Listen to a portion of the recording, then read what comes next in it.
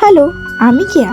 তোমরা সবাই কেমন আছো? আজকে আমি আর দিদি মিলে চলে এসেছিলাম বাজার। দুদিন ধরে আমার দিদির মেশিনটা ভালো করে চলছিল না, তাই চলে এলাম বাগাতে। মেশিনটা চালিয়ে দেখছিল ঠিক হয়েছে কি হয়নি। এদিকে আমার দিদির মেশিন বাগানো হচ্ছিল আর আমি আর দিদি মিলে জামার ডিজাইন দেখছিলাম। তারপর আমাদের বললো মেশিন বাগাতে টাইম লাগবে, আর এতক্ষণ টাইমে আমরা কি করব। দিদি বললো সামনেই একটা বাজার বসেছে, ওখানে যাওয়া যাক। তাই একটু দেরি না করে আমরা চলে গেলাম বাজার। আর এখানে অনেক রকম বীজ বিক্রি করছিল, এত বীজের নাম আমি জানি না। তারপর দিদি বলল ও নাকি গাছের চারা নেবে। এখানে আমাদের চারা নেওয়া হয়ে যাওয়ার পর আমরা চলে গেলাম একটু বাজার করতে।